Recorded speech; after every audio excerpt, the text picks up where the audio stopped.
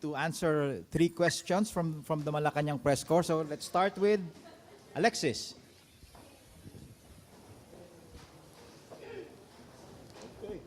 Hello. Good afternoon, Mr. President. This is with regard to the 2026 budget. Have you seen the approved House version of the 2026 budget? And having stated that you will veto any budget that is not aligned with your administration's priorities, do you find that version of the House acceptable?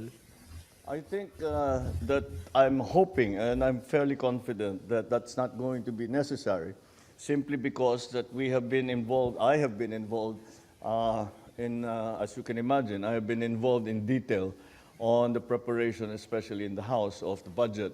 And as far as we have been able to examine, there are no projects that are listed there, there are no items that are listed there that are outside of the socio-economic development plan of the Philippines and all the plans derived from that, i.e., kung saan pupunta yung FMR, kung saan pupunta yung school building, kung saan pupunta, all of these are all part of the general plan. So I do not think, from the last time that I saw the last version of the budget, wala naman akong nakita na humihiwalay doon sa plano ng national government.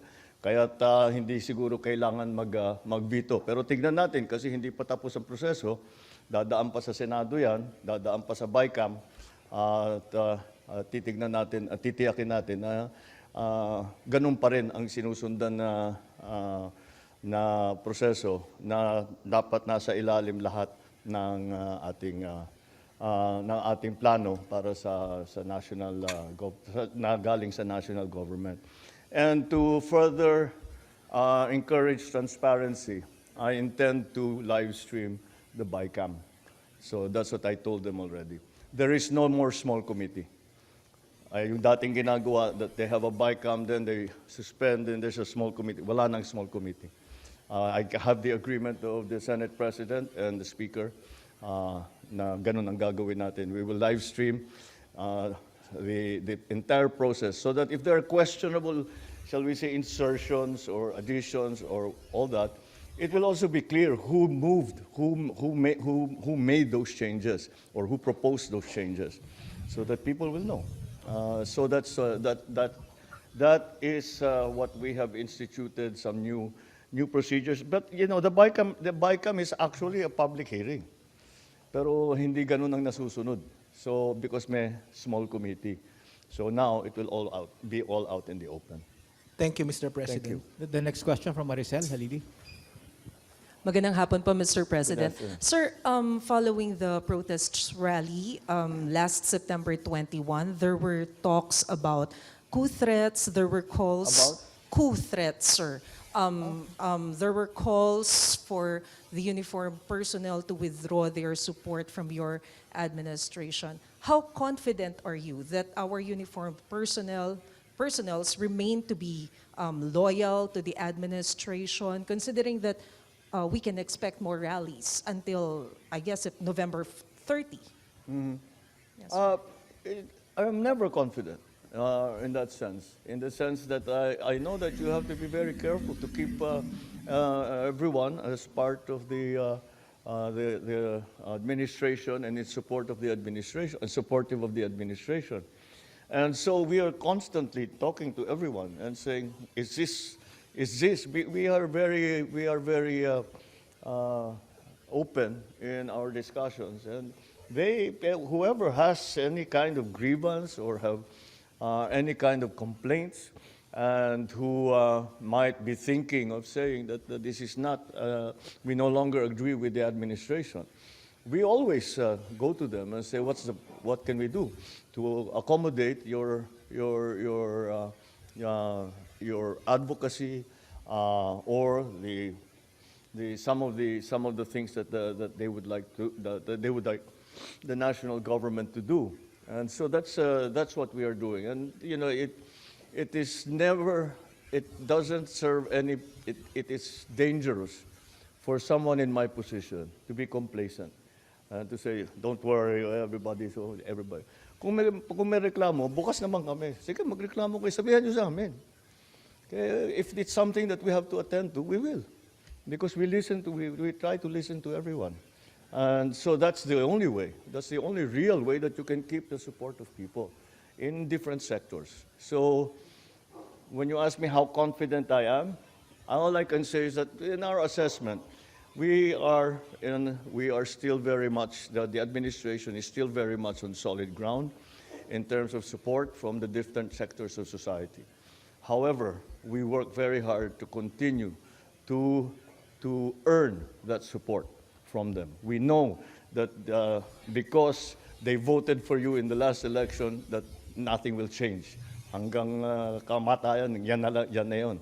Hindi naman ganun yan. Politics is a very variable, very volatile exercise. And so what I can say is that we are confident that the important sectors of society, the power centers of society and of the administration are very supportive still of the advocacies of the administration, the programs of the administration. And we will continue to work very hard to make sure that we are doing what people want. And that's the most important thing. So, yeah, that's the long answer to that. Thank you, you, Mr. sir. President. The final question will be coming from our newly minted President of the MPC, Ivan. Thank you. Mr. President, this is on the ongoing investigations on corruption. How do you respond to assertions that these investigations will eventually lead to your doorstep? Because number one, will eventually lead to your doorstep. Because number one, you signed the budget, you have direct supervision over those you appointed who may be involved, and of course you hold sway over your political allies in both houses of Congress whose names are now being floated, led of course by the former speaker and your cousin, Martin Romualdez. Well, I'm confident because I know what we did or did not do. But if we investigate everybody, we follow the evidence, and wherever that leads is not something that we try to direct or influence. That's why we have the ICI. They are an independent commission, and that is their job. And their job is to follow the leads that they receive, and if necessary or if it is justified, that they will now recommend to either the Ombudsman or to the DOJ that cases be filed. So let them do their work. We do not interfere with what they do. Wherever it may lead, sinabi ko na nga yan, wala naman tayong tinatago, wala tayong, malakas. I know that there are several, the opposition would love to bring me into this, to include me in all of this. But that's politics. That is not to do about corruption. That is to do about politics. Gusto nila akong tanggalin. Oh, yeah, sige, kaya nila gagawin lahat yung mga gagawin nila. Pero kaya nandyan ang ICI para silang gagawa ng pag-aaral, paghabol ng ebidensya, pag-verify sa mga kwento, sa mga sumbong, sa mga impormasyon na natatanggap nila. And I'm confident that whatever mud might be slung at the administration, that we will be able to show that these are politically motivated and do not actually have any validation in fact. Will the President take one more question? Mr. President, the new Ombudsman yesterday lifted the restrictions on the release of Saln to the public. Finally. Yes. Will you take the lead and allow the release of your Saln and maybe perhaps those of your cabinet members? We will follow the new rules. We will follow the old rules. These old rules were suspended in the last administration, where the Saln was, it was much easier to get a copy of the Saln and to examine it. And I was quite surprised to find out when I first came into office that that was no longer the case, that it was almost impossible, in fact, to get a copy of people's Saln. And so we are just going back to the old procedure, And we will follow that, whatever happens. Again, my Saln I have, again, it will be available to whoever would like to, kung hingiin sa akin ng ICI, di siyempre bibigay ko. Kung hingiin sa akin ng ombudsman, bibigay namin. And will you enjoin your cabinet to do the same? Yes, of course. Of course. Thank you. All right. Thank you very much, Mr. President. Thank you. Maraming salamat.